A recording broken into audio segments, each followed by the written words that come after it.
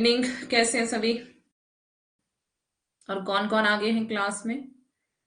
देख लेते हैं एक बार। श्वेता, अंकिता, अंकिता कुशवाहा है और सुशीला है, ममता है, मधु है। Good evening. अच्छे हैं। बाकी बच्चे अभी तक नहीं आए हैं, कितना टाइम लगाते हैं।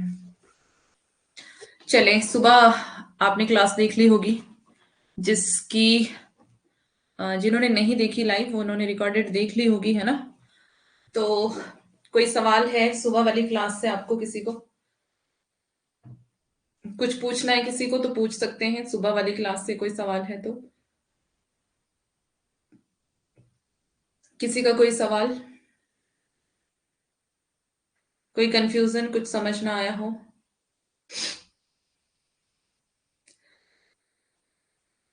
पीडीएफ देख ली तो सवाल आपका क्लियर हो गया? जो आपका सवाल था क्लियर हुआ वो?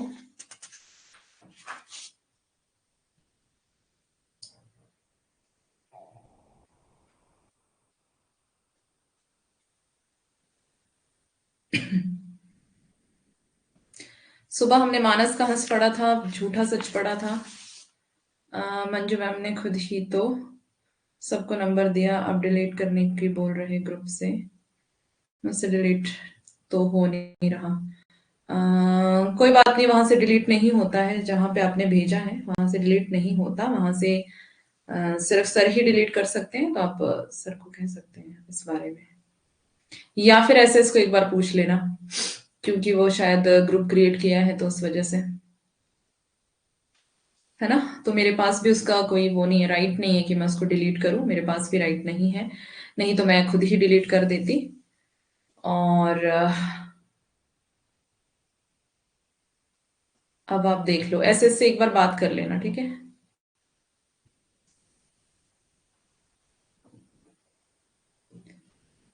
हाँ, मैंने मैसेज तो देख लिया है, मैंने मैसेज देख लिया है आपका। बट अब मैं कुछ कह नहीं सकती इस बारे में। आप ऐसे से बात करो एक बार, क्योंकि मेरे पास उसका राइट नहीं है कि मैं उसको डिलीट करूं। वहां पर अपना भी मैसेज डिलीट नहीं कर सकते आप। तो अब मुझे इस बारे में कुछ नहीं पता है, तो आप देख लो कैसे करना है ना? ओके, बाकी टेंशन मत लो। Good evening.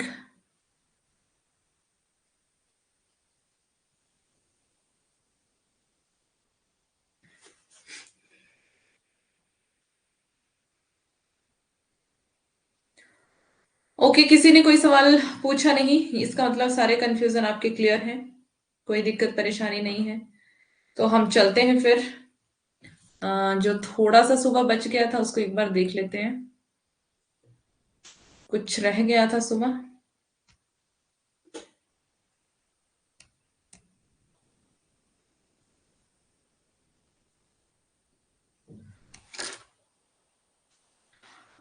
अंकिता, मुझे इस बारे में कुछ नहीं पता है और मैं कुछ कह भी नहीं सकती हूँ, है ना?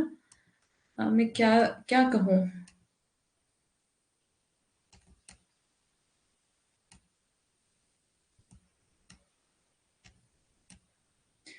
Good evening. ये सब सुबह पढ़ लिया था हमने।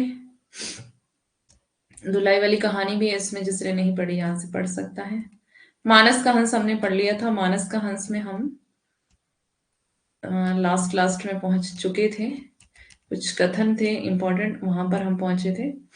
ठीक है, यहाँ पर तो कथन एक बार देख करके हम फिर तमस उपन्यास पर जाएंगे। तो सभी कॉपी पेन निकाल लें, जो नोट नोट करने वाली चीजें हैं उनको नोट करते चलेंगे। Good evening, good evening, good evening सभी को। Good evening. नेहा, अंशिका,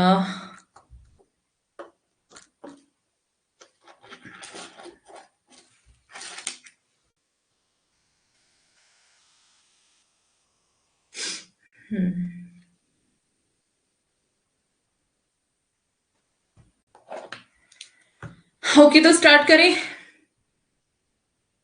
मानस का हंस के प्रमुख कथन देखते हैं।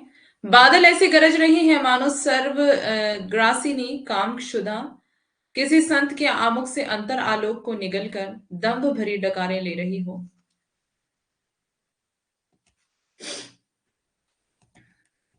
बौछारें पछतावे के तारों सी सनसना रही हैं। बीच बीच में बिजली भी वैसे ही चमक उठती है जैसे कामी के मन में क्षण भर के लिए भक्ति चमक उठती है। परम संत महाकवि गोस्वामी तुलसीदास 59 वर्षों के बाद अपने घर की देहरी पर चढ़ रहे थे।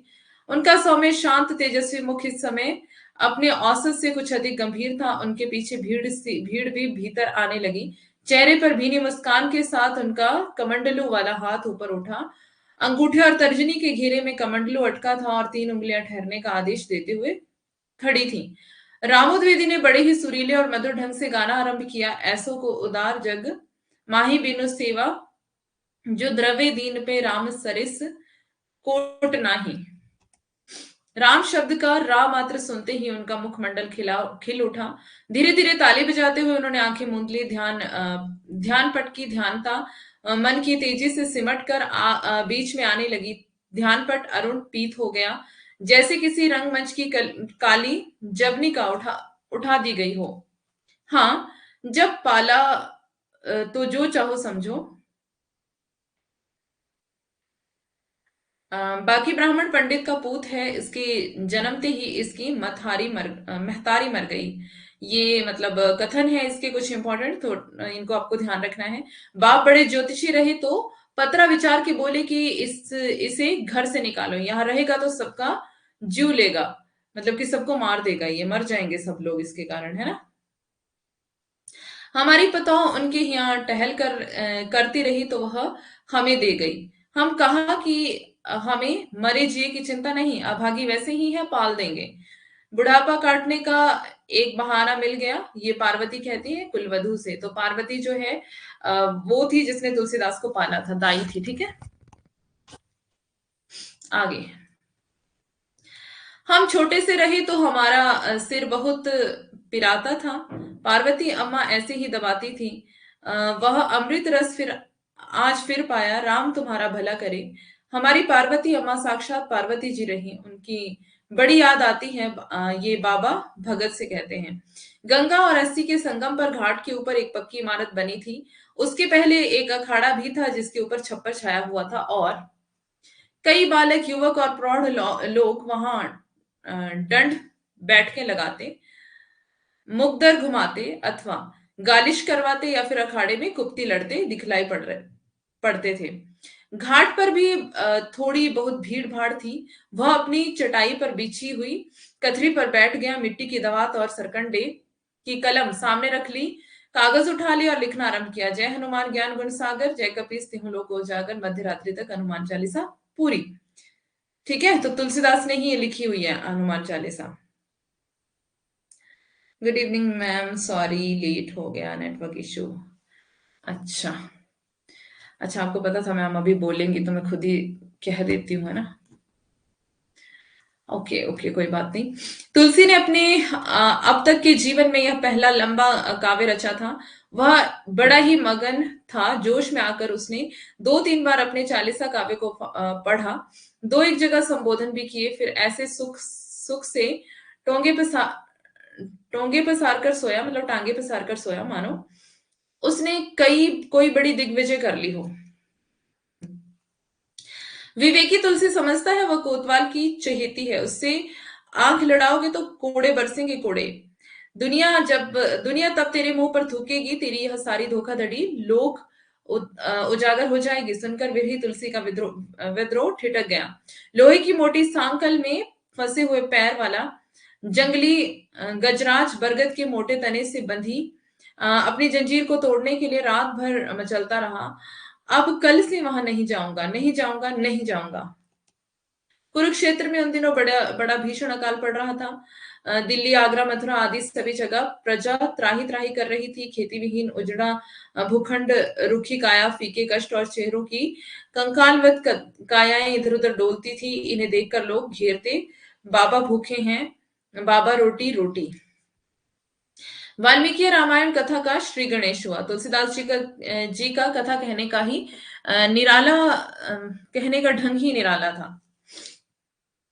वे पंडित समाज को अपनी विद्या और जन साधारण को अपनी भक्ति रस के चमत्कार से एक सा बांधते थे। बीच बीच में अपनी रची हुई भाषा की कविताएं भी पढ़ने लगते तो सभा में समोसा बन जाता। भाषा में चमत्कार, कंठ मधुर और सुरीला तथा इन सबके ऊपर सोने में सुहागे जैसा उनका सुंदर रूप और बलिष्ठ काया भी देखने वालों पर अपना प्रभाव छोड़े बिना नहीं रहती थी। यो भी तुलसीदास आज कुछ अधिक उमंग में थे।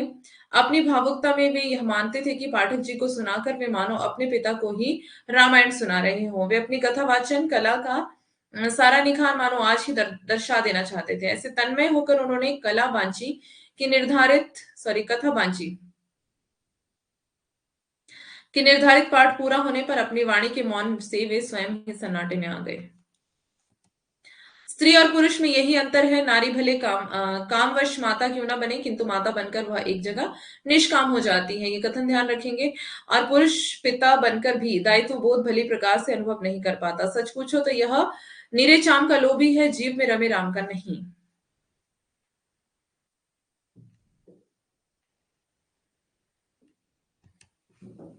हुमायूं और शेरशाह की लड़ाई के पुराने दिनों की भगदड़ में इधर उधर छितरा के भागने वाले मुगल लड़वैये डाकू बनकर लूटपाट और आतंक मचाने लगे। तब यह विक्रमपुर गांव पूरी तरह से लूटपिट और खंडहर बनकर सभ्यता के मानचित्र से मिट गया था। बस दो चार गरीब गुरबे छोटे काम करने वाले हिंदू 15-20 मुसलमानों के घर ही बचे रहे। Good evening Ankita. खच्चरों पर लदा हुआ लूटपाट का माल देकर मुगल सिपाही जीत और लूट की मस्ती में गाते, बीच बीच में एक आध बंदी या बंदिनी पर चाबुकें बरसाते जाते। अपने पड़ाव के सामने वाले बड़े तंबू की तरफ बढ़ रहे हैं। सरदार मसनद पर बैठकर नाच देख रहा है। क्या हिंदू राजे महाराजे, क्या मुगल पठान सभी बड़े पाप परायण हैं। उनकी चेतना से धर्म शब्द ही लोप हो गया था। जो जितना बड़ा हाकिम उसे उतना ही बड़ा औरतों का रनिवास समझिए। किसी की 10, किसी की 50, 100, 200, 500 और दिल्ली के रनिवास में तो सुना है कि 5000 रमणियां थी।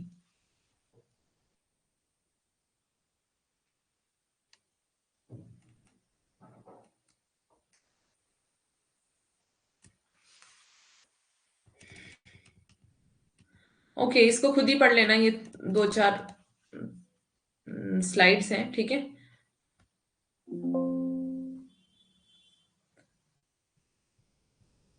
जा रही हूं मैं, बाय बाय सबको।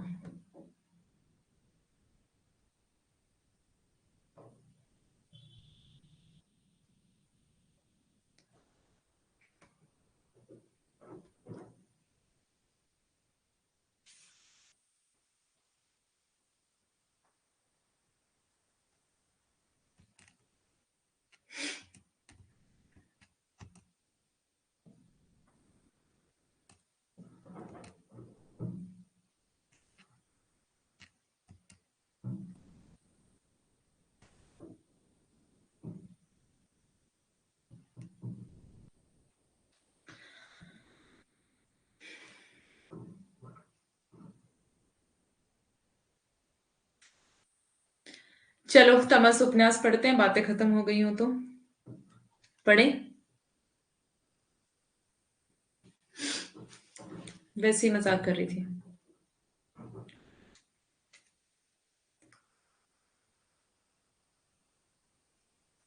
मैं देख रही थी मेरे जाने का किस किस को बुरा लगता है।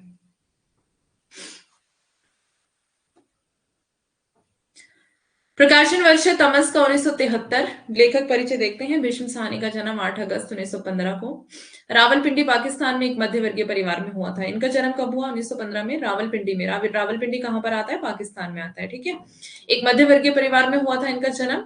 विभाजन के बाद वह भारत आ गए। वह अपने पिता श्री हरबंस लाल साहनी तथा माता श्रीमती लक्ष्मी देवी की 7वीं संतान थे।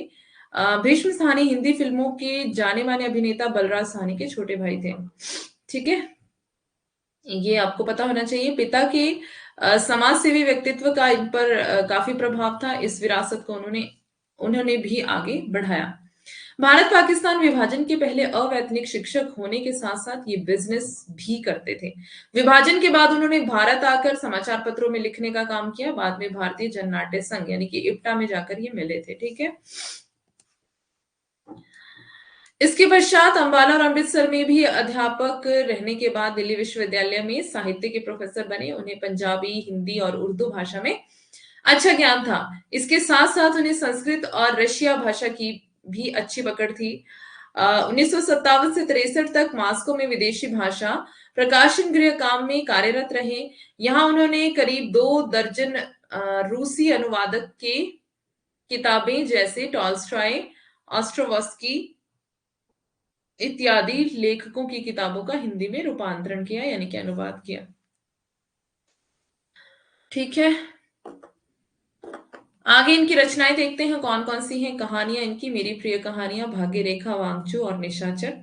नाटक है इनका हानुश। हानुश नाटक 1977 इंपॉर्टेंट है, इनके सारे नाटक इंपॉर्टेंट हैं। ठीक है, कबीरा खड़ा बाजार में 81, माधवी 1985, मुआवजे 93, रंग दे बसंती चोला 98, आलमगीर 99। उपन्यास है इनके झरोखा 67, कड़ियां 70, तमस 73, बसंती 1980, मैयादास की माड़ी 88 और कुंतो 93, नीलू नीलिमा नीलोफर ये 2000 में है। भीष्म साहनी को उनकी साहित्यिक और वैचारिक ऊंचाइयों के कारण अनेक सम्मान और पुरस्कार प्राप्त हुए, जैसे भाषा विभाग पंजाब द्वारा 1975 में शिरोमणि लेखक पुरस्कार, अफ्रो एशियाई लेखक संघ द्वारा 1980 में लोटस पुरस्कार, 1980 में हिंदी उर्दू साहित्य पुरस्कार लखनऊ से, तथा सन 2000 में हिंदी अकादमी दिल्ली द्वारा शलाका सम्मान। इसके अतिरिक्त तमस उपन्यास को 1976 में कौन सा पुरस्कार मिला? साहित्य अकादमी। और बसंती उपन्यास को कौन सा पुरस्कार? 1985 मध्य प्रदेश हिंदी संस्थान। और मैया माड़ी को, मैयादास की माड़ी को 1990 में साहित्य अकादमी दिल्ली से पुरस्कृत किया गया। देश के बंटवारे और उसके बाद होने वाले अमानवीय नरसंहार तथा पशुतापूर्ण व्यवहार के आधार पर लिखे गए तमस उपन्यास से वे अत्यधिक चर्चा में आए। तो मतलब ये वाला जो उपन्यास है, जो तमस, जो कि हम अभी पढ़ने वाले हैं, इसके कारण इनको ज्यादा प्रसिद्धि मिली है। ठीक है, तो ये बता रहे हैं कि देश में जब बंटवारा हुआ, विभाजन हुआ, उसके बाद जो अमानवीय नरसंहार इस देश में हुआ और पशुतापूर्ण व्यवहार जो है किया गया। अगर आप इस उपन्यास को पढ़ेंगे तो आपको समझ आएगा कि किस तरह से औरतों के साथ, किस तरह से बच्चों के साथ, मतलब किस तरह का व्यवहार इस पूरे उपन्यास में दिखाया गया है, कि किस तरह से पशुतापूर्ण व्यवहार किया गया। तो ये बता रहे हैं कि इसी के कारण इस उपन्यास में जो इन्होंने वर्णन किया है और जो ये उपन्यास लिखा है, इसी के कारण ये अधिक चर्चा में आए, उसी के कारण इनको अधिक प्रसिद्धि मिली। रंगमंच, नाटक और फिल्म जगत से जुड़े होने के कारण उनकी अभिनय कला और रंगमंच कला को भी हिंदी जगत में खूब सराहा। 11 जुलाई 2003 में इनकी मृत्यु हो गई थी। बेहद सादगी पसंद रचनाकार और दिल्ली विश्वविद्यालय में अंग्रेजी साहित्य के प्रोफेसर साहनी को पद्म भूषण, साहित्य अकादमी पुरस्कार और सोवियत लैंड नेहरू पुरस्कार से सम्मानित किया गया। समाज के अंतिम व्यक्ति की आवाज उठाने वाले इस लेखक का 11 जुलाई सन 2003 को इनका शरीर पंचतत्व में विलीन हो गया। मुख्य तथ्य देखते हैं, इसके विषय क्या है इसका? आजादी के समय हुए पंजाब के 5 दिनों के सांप्रदायिक दंगों की स्थिति का वर्णन है। कितने दिनों का इसमें वर्णन है? कितने दिनों के सांप्रदायिक दंगों का वर्णन है इसमें? 5 दिनों का। ये कहानी सिर्फ 5 दिनों की है, ये पूछा जाता है सवाल। ओनली 5 दिन की कहानी है ये। और ये कहानी जब आप पढ़ेंगे इसको, तो आपको ये लगेगा कि ये तो मतलब कई सालों की कहानी है। ये सिर्फ 5 दिन की नहीं, कई सालों की कहानी है ना? तो ये जो उपन्यास है, जो इस उपन्यास के अंदर जो कहानी लिखी गई है, ये भीष्म साहनी ने अपनी आंखों से ये सारा दृश्य देखा था, जो कि इन्होंने एक उपन्यास के माध्यम से वर्णित कर दिया। ठीक है, तो ये अपने भाई के वहां गए थे और वहां पर जाकर के इन्होंने अपनी आंखों से ये सारा दृश्य देखा। और ये कोई काल्पनिक कहानी नहीं है, ये रियलिटी है और मतलब सच में ऐसा हुआ है। पढ़ लिया? Okay, very good. तो सच में ऐसा है कि ऐसा हुआ था, है ना? तो जब आप इस उपन्यास को पढ़ेंगे, जिन्होंने पढ़ लिया अच्छी बात है, जिन्होंने नहीं पढ़ा है, अगर आप इसको पढ़ेंगे तो आपको बहुत ही मजा आने वाला है। मतलब बहुत ही मार्मिक दृश्य इसमें दिखाए गए हैं, है ना? और बहुत ही अच्छा उपन्यास है। और इन्होंने अपनी आंखों से ये जो जो देखा था, वो सारा वर्णन इस उपन्यास में किया हुआ है। और एमए में भी आपने ये पढ़ा होगा, क्योंकि एमए में या बीए में ये उपन्यास था। आपको भी होगा, जरूर पढ़ा होगा आपने, क्योंकि ये महत्वपूर्ण उपन्यासों में से एक है। अब देखते हैं इसमें पुरस्कार कौन कौन से हैं। फिर से जो साहित्य अकादमी पुरस्कार है 1975 में मिला था, दूरदर्शन पर धारावाहिक रूप में प्रस्तुत तथा तमस नाम से ही फिल्म का निर्माण भी किया गया। तो दूरदर्शन पर ये धारावाहिक के रूप में आ गया था, है ना? मतलब एक सीरियल के रूप में इसको दिखाया गया और तमस नाम से ही फिल्म भी बनी है इसके ऊपर। मूवी देख ली? ओके, मूवी देख ली, वेरी गुड। मूवी भी अच्छी है, जिनको समझना है इस उपन्यास को। मूवी के माध्यम से वो मूवी भी देख सकता है। ठीक है, गोदान की और इसकी दोनों की मूवी आप देख सकते हैं। और भी उपन्यास अगर आपको कोई मूवी मिल जाती है तो देख लें और समझ आ जाएगा अच्छे से, है ना। यह उपन्यास दो खंडों में विभक्त है जो कुल 21 प्रसंग में विभाजित है। तो कितने खंड है इसमें ध्यान रखेंगे आप, दो खंड है इसमें और 21 प्रसंग आते हैं इसके अंदर। ठीक है, तो 21 प्रसंगों में ये विभाजित किया गया है और इसमें कुल 13 अध्याय है। अध्याय कितने हैं? 13। प्रथम खंड शहरी परिवेश के दंगों का चित्रण है प्रथम खंड में, और द्वितीय खंड में किस चीज का है? इसमें गांव के दंगों का चित्रण है। तो यहाँ पर शहरी दंगों का, शहरों में जो दंगे हुए उसका, और द्वितीय खंड में जो गांव में दंगे हुए उसका चित्रण किया गया है। तो दो खंडों में विभाजित है, आजादी से पहले, आजादी के बाद, और पूरा इसमें देश का बंटवारा दिखाया गया है कि कैसे हुआ। पात्र पात्र देखते हैं इसके, इसमें पहले पुरुष पात्रों को देखते हैं। नत्थु, नत्थु जो है वो उपन्यास का नायक है। निर्धन है और मेहनतकश, चरमकारहीन भावनाओं का विकार, पत्नी प्रेमी और धर्मभीरू है। मुराद अली जो है वो सांप्रदायिक तनाव बढ़ाने वाला है। स्वार्थी एवं कुटिल चरित्र संपन्न व्यक्ति है ये मुराद अली। ठीक है, नत्थु और मुराद अली को दोनों को देख लिया हमने। सांप्रदायिक तनाव को बढ़ाने वाला कौन है? मुराद अली। स्वार्थी भी है, कुटिल भी है, और कुटिलता मतलब इसके चरित्र में बहुत ज्यादा पाई जाती है।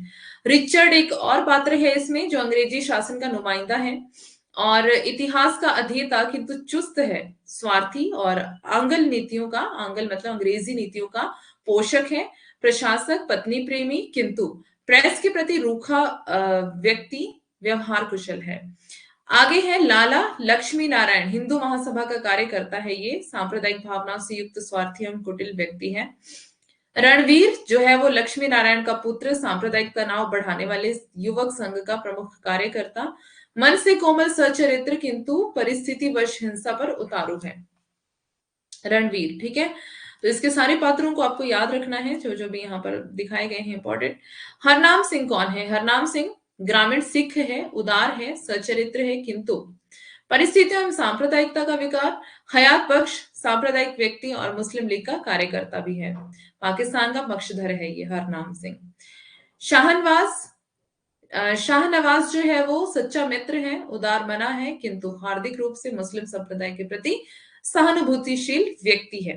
देवदत्त कौन है? सच्चा साम्यवादी, सभी संप्रदायों में सौहार्द बनाने की प्रयत्नशील और बनाने के लिए प्रयत्नशील और निस्वार्थ व्यक्ति है। रघुनाथ कौन है? हिंदू मुस्लिम संप्रदायों में एकता का पक्षधर, शाहनवाज का मित्र किंतु सांप्रदायिकता का शिकार, एक अध्ययनशील बुद्धिजीवी है। जर्नैल बाह्य रूप से सनकी कांग्रेसी किंतु सच्ची और यथार्थ बात कहने वाला है। मेहता भ्रष्ट और स्वार्थी कांग्रेसी कार्यकर्ता है। बख्शी, तो बख्शी जी कौन है इसमें? राजनीति को अपने व्यक्तित्व को संवारने में अपनाने कला स्वार्थी और महत्वाकांक्षी कांग्रेसी कार्यकर्ता, सांप्रदायिक सौहार्द भाव का पोषक और एकता का पक्षधर है। शंकरलाल कांग्रेस बेलगाम बात कहने वाला मुंहफट कार्यकर्ता है, मतलब कांग्रेसी है, कांग्रेस का ही कार्यकर्ता है शंकरलाल, और बेलगाम बात कहने वाला मुंहफट कार्यकर्ता। किपन सिंह सिख संप्रदायवादियों का नेता, उत्तेजक एवं हिंसा में विश्वास रखने वाला व्यक्ति। इनके अतिरिक्त फलदीन, नानबाई, रोपनलाल, कश्मीरी लाल, अजीज, मास्टर रामदास, पुण्यात्मका, ठीक है, पुण्यात्मका है ये, वानप्रस्थी जी, देवव्रत और बोधराज, धर्मदेव, हर्बर्ट और मौलादात, ये सारे ही पात्र इसके इंपॉर्टेंट है, देख लेना। मीरवाद हकीम, अब्दुल गनी, सरदार बिशन सिंह, खुदाबख्श, करीम खान, एहसान अली एवं रमजान तथा इकबाल सिंह आदि अनेक पात्र घटनाओं के साथ प्रस्तुत उपन्यास में चित्रित हुए हैं। अब इसमें देखते हैं स्त्री पात्र कौन कौन से हैं। लीजा अंग्रेजी अधिकारी रिचर्ड की पत्नी, हीन भावनाओं एवं अकेलेपन की शिकार तरुणी है। तरुणी मतलब कि युवावस्था में जो है, जवान, जो लीजा है ना। नत्थु की पत्नी, पति से अत्यंत प्रेम करने वाली, सुशीला नारी, उदार और कर्तव्य परायणा है। बंतो सरदार हरनाम सिंह की पत्नी, सांप्रदायिक तनाव की शिकार, ग्रामीण महिला बंतो। जसबीर कौर है हरनाम सिंह की अभागिन पुत्री, सांप्रदायिक दंगे की शिकार और साहसी युवती है। लक्ष्मी नारायण की पत्नी, मतलब जो पत्नी पत्नी कहा है उनके नाम नहीं बताए हैं, ठीक है, उनको पत्नी के नाम से ही जाना है, इसमें बताया है, वर्णित है, मतलब पति प्रायण है, पुत्र स्नेह और धर्मभीरु महिला है, सांप्रदायिक दंगे से भयत्रस्त उदार मना ममतामयी नारी है। रघुनाथ की पत्नी उदार हृदय है, पति प्रायणा है एवं सीधी सादी नारी है। अकरों, अकरों कौन है? रमजान की बहू, इंपॉर्टेंट है, ये पूछा जाता है, मतलब सारे ही पात्रों को ध्यान में रख लेना, सभी इंपॉर्टेंट है। सांप्रदायिक भावना से ग्रस्त तरुणी है ये अकरों, ठीक है। फिर है राजो, राजो कौन है? अकरों की सास और रमजान की माँ, उदार सहृदय और दयाशील मुस्लिम नारी है। इस इनके अतिरिक्त अन्य अनेक नारी पात्र तमस के कथानक के मध्य आ जाते हैं।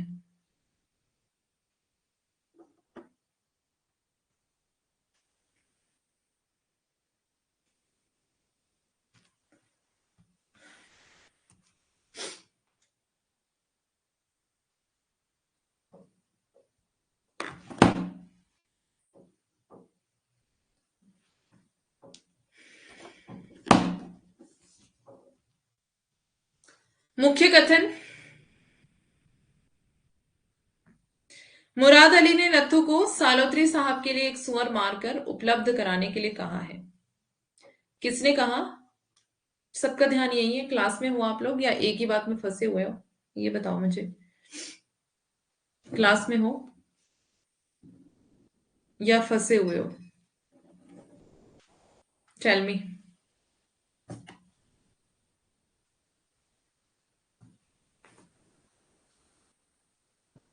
क्योंकि अभी इसकी थोड़े कथन इंपॉर्टेंट है। अगर आप क्लास में हैं तो ही मेरा पढ़ाने का फायदा है, अदरवाइज आपका ध्यान इधर उधर है तो फायदा कोई नहीं है ना, आप चाहे जितना मर्जी क्लास में रहो।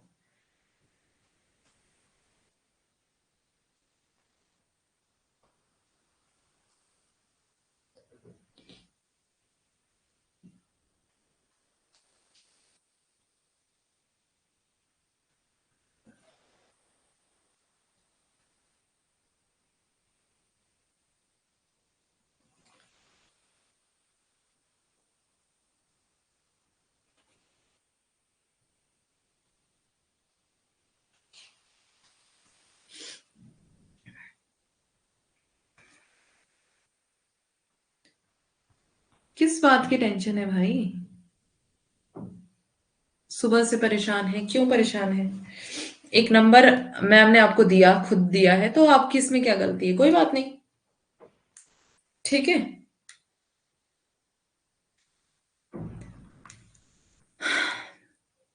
नंबर उन्होंने खुद आपको दिया है ना, तो टेंशन क्यों ले रहे हैं आप? और वैसे भी सर ने उनको नंबर डिलीट करने के लिए कहा है, उनको ना शेयर करने के लिए कहा है, तो आपको इसमें क्या दिक्कत है? आप क्यों अपनी क्लास को खराब कर रहे हो और क्यों अपनी पढ़ाई को खराब कर रहे हो? बताओ, एग्जाम आपके हैं, टेंशन आपको लेनी है अपने एग्जाम की और आप फालतू बातों की टेंशन ले रहे हो। ठीक है, हो गया, मैटर सॉल्व हो गया, ठीक है, बस, है ना, मैटर सॉल्व हो गया, दैट्स इट। अब एक ग्रुप बना हुआ है जहां पर अपने भी मैसेज आप डिलीट नहीं कर सकते हैं, वहां प्राइवेसी जिसने ग्रुप बनाया अपने हाथ पे ले रखी है, बाकी कोई वहां पर डिलीट नहीं कर सकता है। तो बहुत सारी बातें हैं, आप क्या क्या कह सकते हैं, तो आप मतलब बस ये है कि अपनी पढ़ाई से मतलब रखो, फालतू पंगे में मत फंसा करो, ठीक है। फालतू बातों में मत फंसा करो, अपनी पढ़ाई से काम रखो बस। समय बार बार आपको नहीं मिलेगा और वापस भी नहीं आएगा, जो आपका बीत गया वो वापस नहीं आएगा, इसलिए थोड़ा फायदा उठाना सीखो, समय का सदुपयोग करना सीखो। बात खत्म हो गई, उसको छोड़ दो अब, ओके। ठीक है, यहाँ पर प्रमुख कथन देखते हैं इस उपन्यास के। मुराद अली ने नथु को सालोत्री साहब के लिए एक सुअर मारकर उपलब्ध कराने के लिए कहा है और इसके लिए नथु को 5 रुपए का नोट पारिश्रमिक के रूप में दिया गया है। देखो, मुराद अली ने कहा सुअर मारने के लिए, किसको? नथु को। ध्यान देना है आपको यहाँ पर। और कितने रुपए देने के लिए कहा कि अगर तुम सुअर मार दोगे तो कितने रुपए तुम्हें मिलेंगे? 5 रुपए। तो 5 से याद रखना है, 5 दिन की कथा है इसमें। और नत्थु को सुअर मारने के लिए प्लस नत्थु को सुअर मारने के लिए कितने पैसे देने को कहा गया है?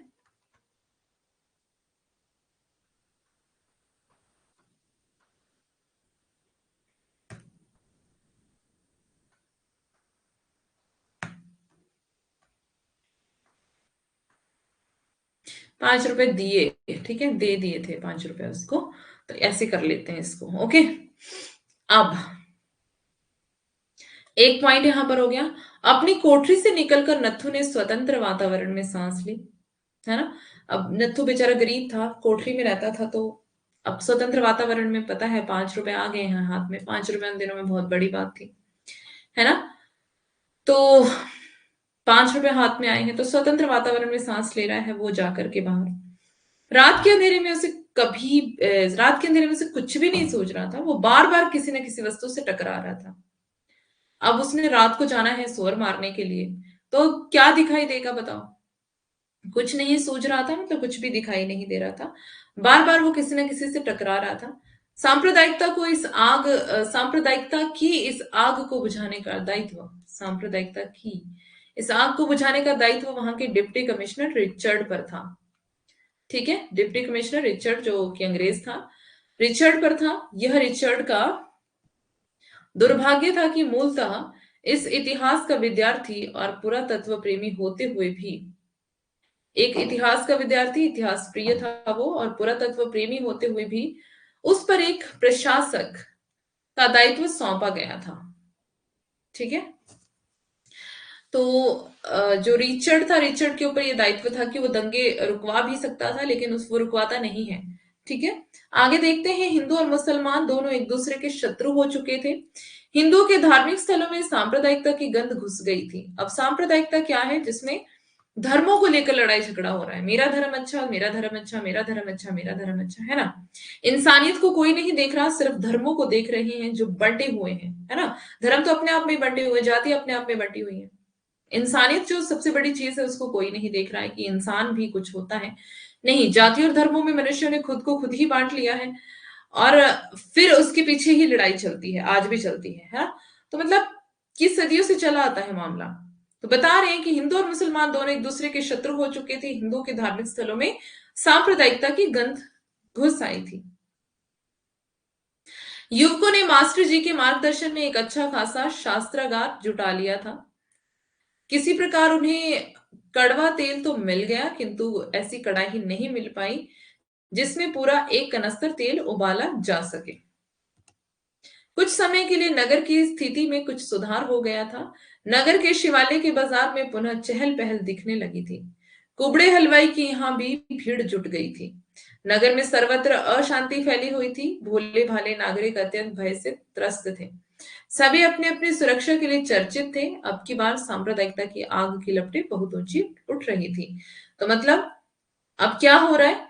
अशांति फैल गई है। भोले भाले नागरिक जो है वो अत्यंत भय से त्रस्त थे, और अपनी अपनी सुरक्षा के लिए सभी क्या थे? सुरक्षा के लिए चर्चित थे। अब की बार सांप्रदायिकता की आग की जो लपटें हैं वो ऊंची ऊंची उठ रही थी, है ना।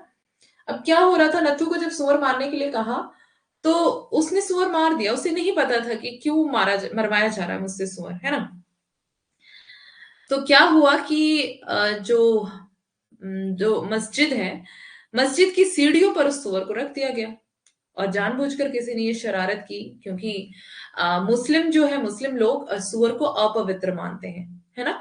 तो वो मस्जिद के आसपास नहीं मान सकते थे, वैसे भी वो अपवित्र मानते, उसको छूना भी अपवित्र मानते हैं। इस वजह से आ, उन्होंने क्या किया कि मतलब किसी ने चाल चल करके ये कह दिया, नत्थु को पहले कहा कि सुअर मारो। अब वो गरीब व्यक्ति था, उसको लालच दे दिया पैसों का, तो उसने ले लिया, है ना।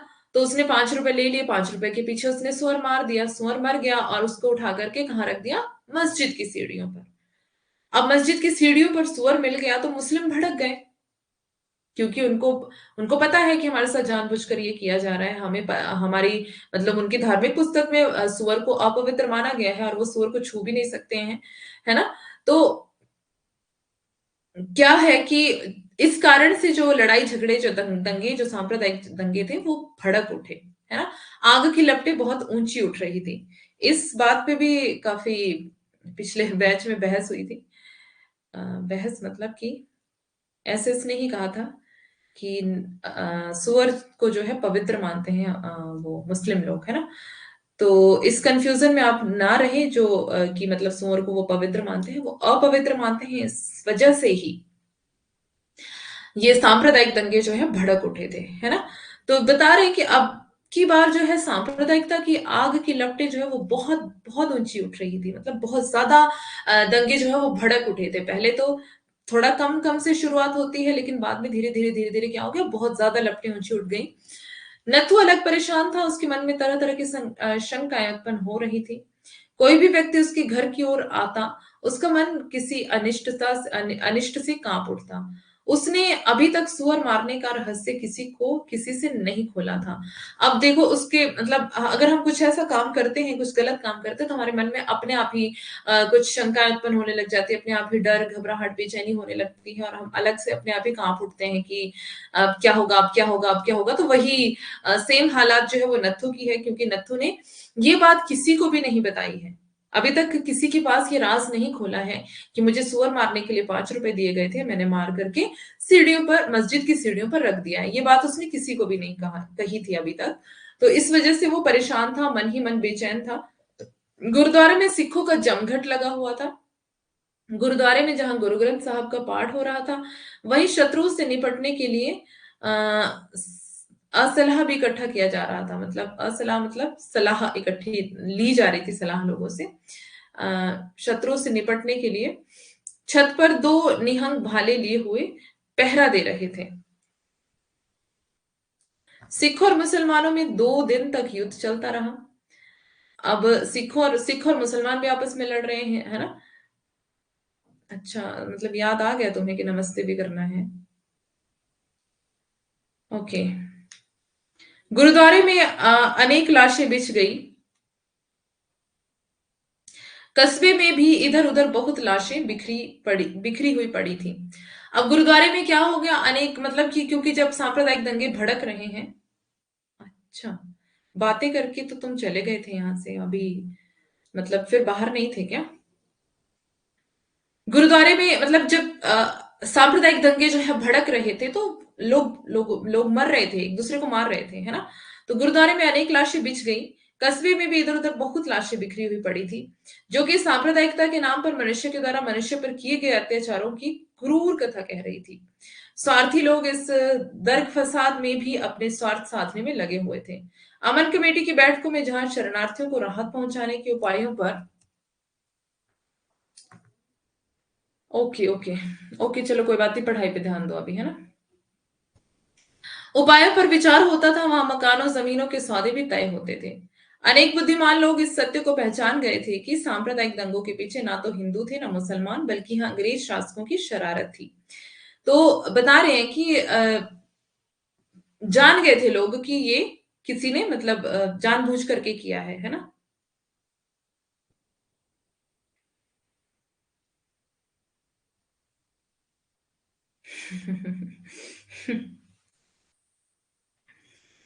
अच्छा, मेरी नजर में आप कभी सही हो ही नहीं सकते, ऐसा है क्या? तो सही बन के दिखाओ ना आप, ऐसा ऐसा कैसे हो सकता है? बताओ। सही हो के आप दिखाएंगे तभी तो मतलब हो पाएंगे ना मेरी नजरों में सही। ये कोई बात होती है भला? नहीं बनना, कोई बात नहीं, क्या कर सकते हैं, है ना। अनेक बुद्धिमान लोग इस सत्य को पहचान गए थे कि सांप्रदायिक दंगों के पीछे ना तो हिंदू थे ना मुसलमान, बल्कि अंग्रेज शासकों की शरारत थी। आपने पढ़ा होगा फूट डालो और शासन करो, है ना। हम्म। ओके, तो मैं भी कोई अच्छा और बुरा तय करने वाली नहीं होती हूँ, ठीक है। मैं कोई भगवान यहाँ पर नहीं हूँ, परमेश्वर नहीं हूँ, गॉड नहीं हूँ। ओके। तो मेरी नजर में कोई अच्छा कोई बुरा नहीं है। आप सब मेरे बच्चे हैं, मुझसे पढ़ते हैं, तो आप सब मेरे लिए एक बराबर है ना। वो अलग बात है कि मैं आपको डांटती हूँ, और मैं सिर्फ आपको ही नहीं डांटती अकेले, सब बच्चों को डांट पड़ती है, ठीक है। तो अब आप बाकी बच्चे भी क्लास में ही हैं, और नहीं पढ़ती है तो आप पूछ लो सबको, सबको डांट पड़ती है जो गलती करता है ना? बाकी आपको कुछ भी लगता हो, हम क्या कर सकते हैं? तो मैं कोई यहाँ पर जज भी नहीं हूँ, कोई ईश्वर भी नहीं हूँ कि मुझे मतलब आप लोगों को जज करने का अधिकार है और मेरी नजर में आपको अच्छा बनना है, बुरा बनना है। मतलब आप सही हो तो सही रहो बस, है ना? ओके।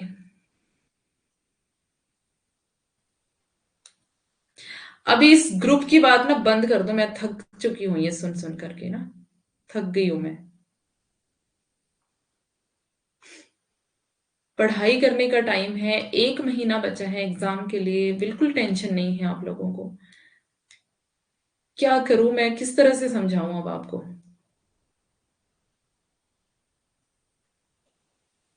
1 महीना बचा है और उसको भी आप, उसमें से भी आप 15 दिन काट दो। त्योहारों में कट जाएंगे 15 दिन। ठीक है? 15 दिन का समय है, क्या क्या कर लोगे उसमें आप? अगर आप इस यही मतलब इन्हीं बातों में टाइम वेस्ट करोगे तो वैसे ही दिमाग खराब रहेगा, वैसे ही नहीं पढ़ पाओगे, है ना?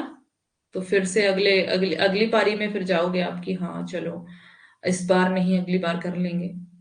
तो इस तरह से आपकी योजनाएं जो है वो आगे से आगे बढ़ती जाएंगी अगर आप ऐसा करेंगे तो इसलिए पहले ही बुद्धिमान बनो, समझ जाओ आपके पास समय बहुत कम है और आपका समय बहुत कीमती है। इसलिए अपना समय ना फालतू बातों को मत दो, पढ़ाई में लगाओ अपना ध्यान। ओके? बाकी मेरी तरफ से ऐसा कुछ भी नहीं है, मैं, मेरे लिए सब बच्चे बराबर हैं। तो मत समझे आपकी, मैं आपको ही बोलती हूँ, यहाँ पर हर एक बच्चे को डांट पड़ती है। दिमाग पहले ही खराब हो गया तो मैं क्या कर सकती हूँ? मैंने तो किसी का दिमाग खराब नहीं किया है ना।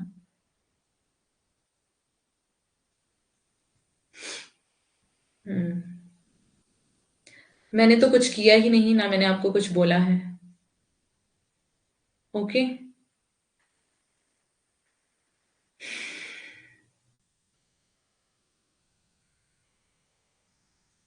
मैंने पहले भी किस किस को डांटा है आप पूछ लो यहाँ पर क्लास में। अंकिता अंकिता दोनों अंकिता को डांट पड़ी थी मुझसे पहले भी।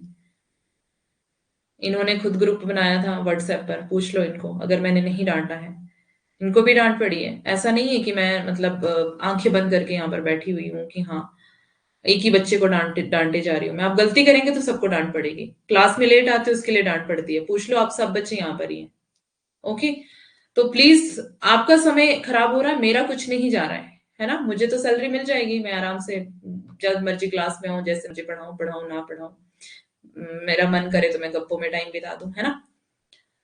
तो आपका समय जा रहा है, आपको खुद अपने समय का सदुपयोग करना है। अगर आप खुद ही अलर्ट नहीं है तो फिर कुछ नहीं कर सकती मैं, ठीक है? बाकी मेरी तरफ से सॉरी, किसी को भी मेरी बात का कोई बुरा लगा है तो यहाँ पर बड़े बड़े अक्षरों में मैंने लिख दिया है, माफी चाहती हूँ, पढ़ा रही हूँ आगे। ठीक है?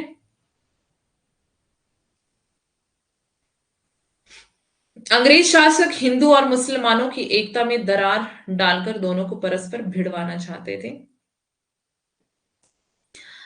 प्रमुख कथन देखते हैं। जर्नैल बोले जा रहा था, गांधी जी का फरमान है कि पाकिस्तान उनको लाश पर बनेगा, पाकिस्तान उनकी लाश पर बनेगा, मैं भी पाकिस्तान नहीं बनने दूंगा।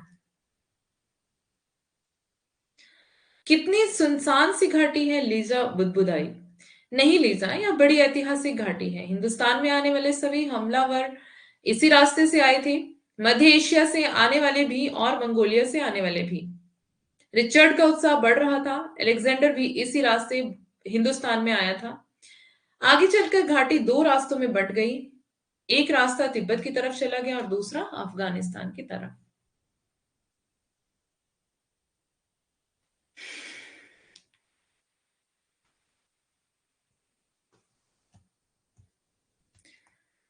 कहाँ थे हम? हम्म,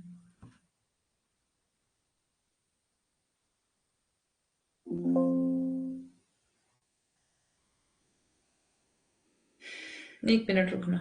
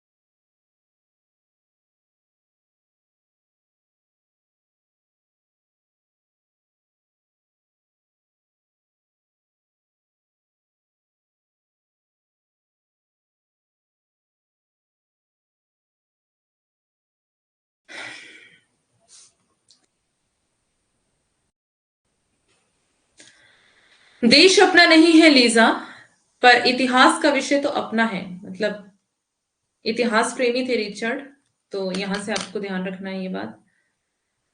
यहाँ के लोग कुछ नहीं जानते, ये वही कुछ जानते हैं जो हम इन्हें ये बताते हैं। ये लोग अपने इतिहास को जानते नहीं हैं, ये केवल उसे जीते भर हैं। रिचर्ड कह रहा है ये बात। यह सब हिंदुओं की चालाकी है बख्शी जी, हम सब जानते हैं।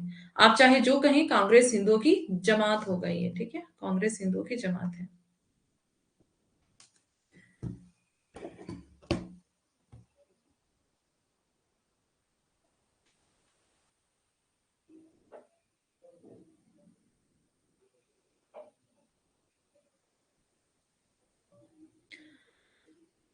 कांग्रेस हिंदुओं की जमात है और मुस्लिम लीग मुसलमानों की। कांग्रेस मुसलमानों की रहनुमाई नहीं कर सकती, महमूद कह रहे हैं। बड़ा आसान है लीजा, मुसलमानों के नामों के अंत में अली, दीन, अहमद ऐसे ऐसे शब्द लगे रहते हैं। तो ये लीजा को पहचान बता रहे हैं कि मुसलमानों के नाम कौन कौन से हैं, मतलब कौन व्यक्ति मुसलमान है। जबकि हिंदुओं के नामों के पीछे ऐसे शब्द हैं जैसे लाल, चंद, राम लगे रहते हैं। रोशन लाल होगा तो हिंदू, रोशन दीन होगा तो मुसलमान, इकबाल चंद होगा तो हिंदू, और जो इकबाल अहमद होगा वो मुसलमान। ये रिचर्ड का कथन है।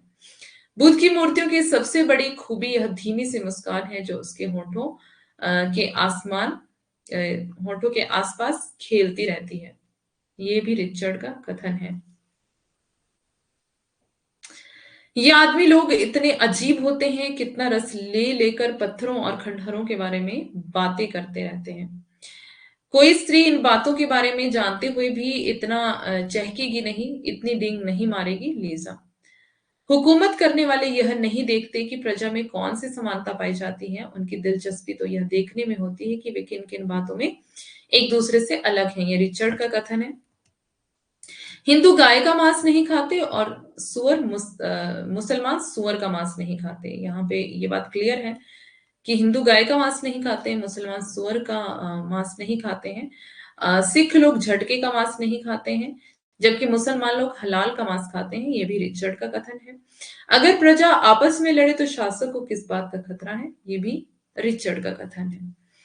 सबसे पहले अपनी रक्षा का प्रबंध किया जाना चाहिए।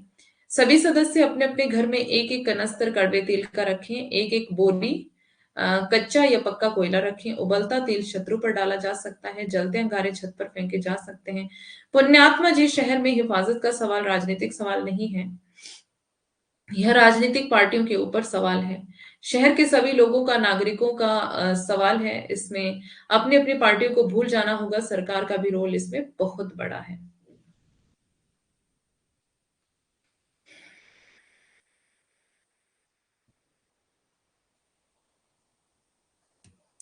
ओके अनुसुईया, कोई बात नहीं, आप रिकॉर्डेड देख लिया करें अगर ऐसी प्रॉब्लम आ रही है तो। हम सबको मिलकर शहर की स्थितियों को संभाल लेना चाहिए। हमें इसी वक्त शहर का दौरा करना चाहिए और लोगों को समझाना चाहिए, उनसे अपील करनी चाहिए कि वे आपस में नहीं लड़े। पादरी हर्बर्ट का कथन है। दुख से छुटकारा पाने के लिए आदमी सबसे पहले औरत की तरफ मुड़ता है।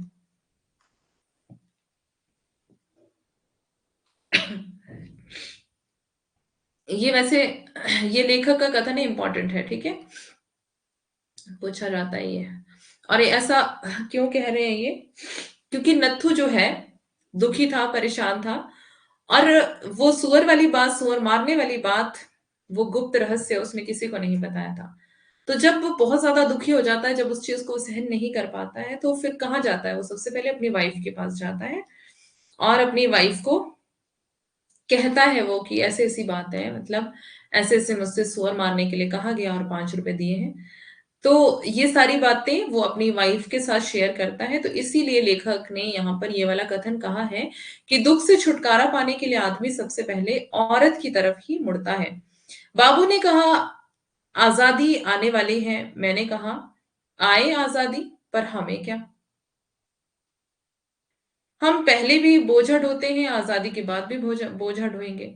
मजदूर आपस में और लोग भी हैं, अफसरों के साथ, हमसायों के साथ, हिंदू मुसलमान सभी के साथ मेल मिलाप बनाए रखते हैं। अपने समधियों को ही देखो मुसलमानों, मुसलमानों का उनके घर तांता लगा रहता है, तुमने ना अफसरों के साथ बनाकर रखी ना हमसायों के साथ। लाला लक्ष्मी नारायण से उनकी पत्नी ये कह रही है, ठीक है। हम मध्य वर्ग के लोग हैं, पुराने संस्कारों का हम पर गहरा प्रभाव है। मजदूर वर्ग के होते तो हिंदू मुसलमान का सवाल तुम्हें परेशान नहीं करता, ये देवदत्त का कथन है। साहिबान, मैं आपसे कहता हूं कि हिंदू मुसलमान भाई भाई हैं, शहर में फसाद हो रहा है, आगजनी हो रही है और उसे कोई रोकता नहीं। डिप्टी कमिश्नर अपनी मेम को बाहों में लेकर बैठा है और कहता है कि हमारा दुश्मन अंग्रेज है। गांधी जी कहते हैं कि वही हमें लड़ाता है और हम भाई भाई हैं। हमें अंग्रेजों की बातों में नहीं आना चाहिए और गांधी जी का फरमान है कि पाकिस्तान मेरी लाश पर बनेगा। मैं भी यही कहता हूं कि पाकिस्तान मेरी लाश पर बनेगा, पर बनेगा, हम एक हैं, हम भाई भाई हैं, हम मिलकर रहेंगे। ये जर्नैल का कथन है। बन तो तेरा रब्बा राखा, सरबत दार रब्बा राखा, मतलब ये सिखों का वो है, पंजाबी भाषा में लिखा है।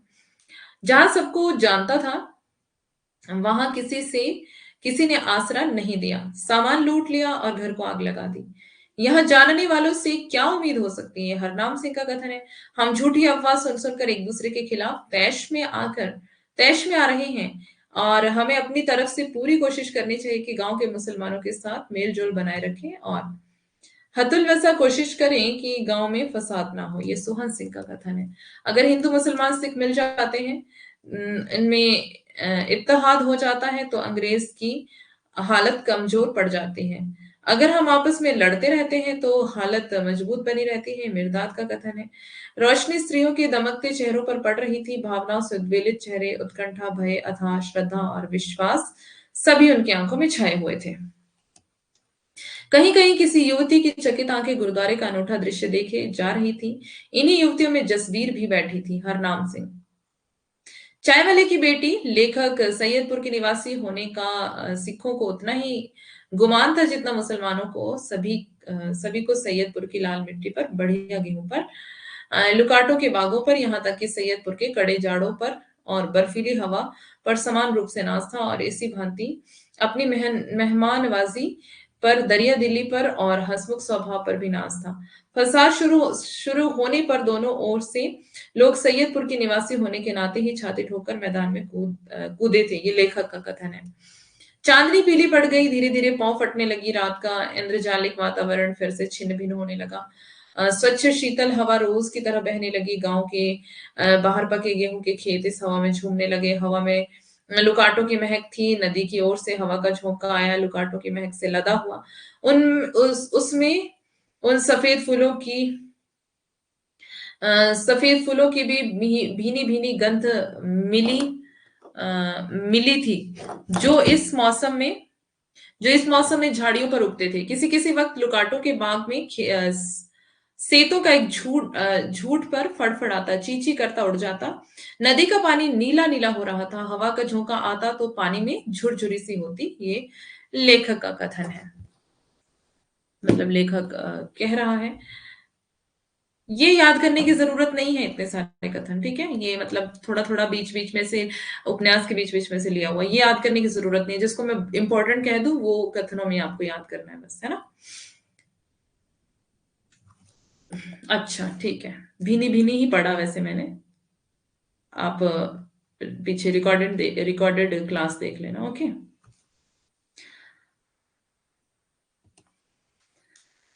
जब रोशनी फैलने लगी तो चीले और कौवे ढेरों के ढेरों, तो मतलब मेरी टांग खींचने का ना कोई मौका छोड़ते नहीं हो, है ना। फिर कहते हो, फिर नाराज होके बैठ जाते हो।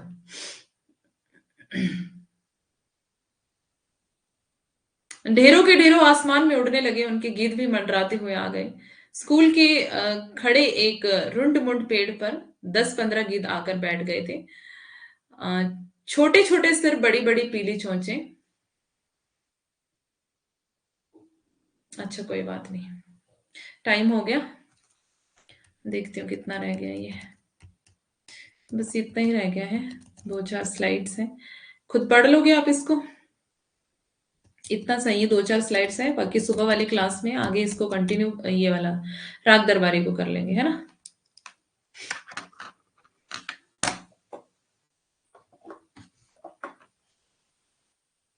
Good night, take care ma'am ji. Ma'am Priyanka ma'am की एंगेजमेंट थी कल। हाँ, मैं गई थी एंगेजमेंट में, मैंने इसीलिए तो कल सुबह क्लास सुबह ही ले ली थी, कल या परसों, 2 तारीख को ना। इसीलिए क्लास 2 घंटे की सुबह ले ली थी मैंने। Nice session ma'am, please smile कीजिए, आप हमसे नाराज मत होना। अरे मैं आप किसी से नाराज नहीं हूँ, डोंट वरी। प्रियंका मैम की एंगेजमेंट हो गई है, शादी है 20 दिसंबर को। ठीक है, तो आपको बुलाएंगे शायद मैम, तो आ जाना, है ना। मैं भी गई थी एंगेजमेंट में, मतलब परसों 2 तारीख को। आपको बताया था ना उनके घर पे प्रोग्राम है, तो उनकी भतीजी का भी प्रोग्राम था साथ में। साथ में मैरिज का भी वो एंगेजमेंट भी करनी थी और डेट भी फिक्स करनी थी, तो उस वजह से। ओके, कौन कौन है क्लास में? श्वेता, अंकिता, सुशीला, ममता, अंशिका, नेहा, अंजलि, पूनम, शालिनी, एसएस, मेघा, मधु, अंकिता, अनुसुईया। ठीक है जी। तुमसे भी क्यों होंगी मैं नाराज? बताओ, तो मेरे दुश्मन हो कोई?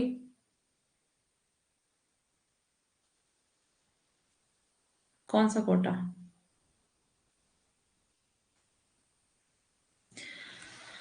ओके, जाओ अभी आप क्लास में।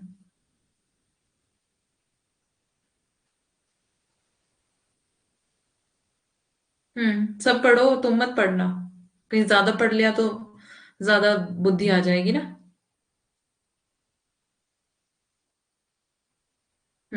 डांट खा, अब नहीं डांटूंगी बेटा तुम्हें, कुछ नहीं बोलूंगी मैं, टेंशन मत लो। अब मैं कुछ नहीं बोलने वाली, मैं बदल जाऊंगी अब। Nice class, okay, thank you.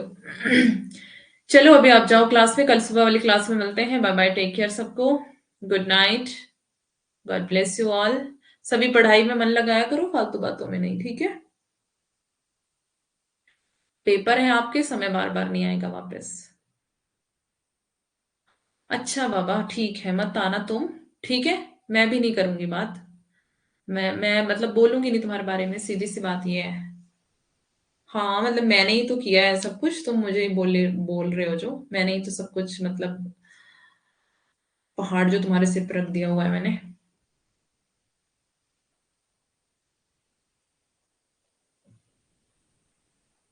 अब मैंने किसी को डांटना ही नहीं है, ठीक है। जिसको मेरी डांट बुरी लगती है उसको मैं क्यों डांटूंगी? बताओ, मुझे क्या जरूरत पड़ी किसी की नजरों में बुरा बनने की?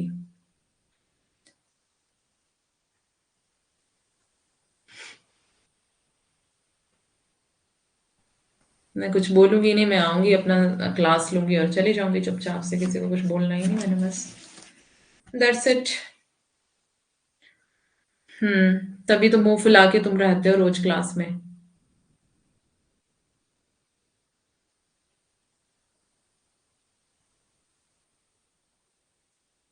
चलो ठीक है, सबका क्लास का टाइम हो गया, अब आप जा सकते हैं। मुझ पर ही डांट पड़वाते हैं, हाँ सब बहुत होशियार हैं बेचारे। आपको तो अत्याचार हो रहा है ना आपके ऊपर। बिल्कुल अत्याचार नहीं सहना चाहिए, है ना। ठीक है, अब मैं जा रही हूँ, बाय।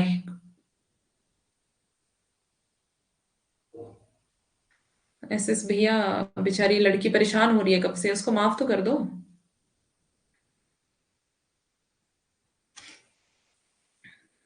उसको बोल दो मैंने माफ कर दिया। बेचारी टेंशन लेकर तब से बैठी, पता नहीं क्लास में समझ भी आया कुछ कि नहीं।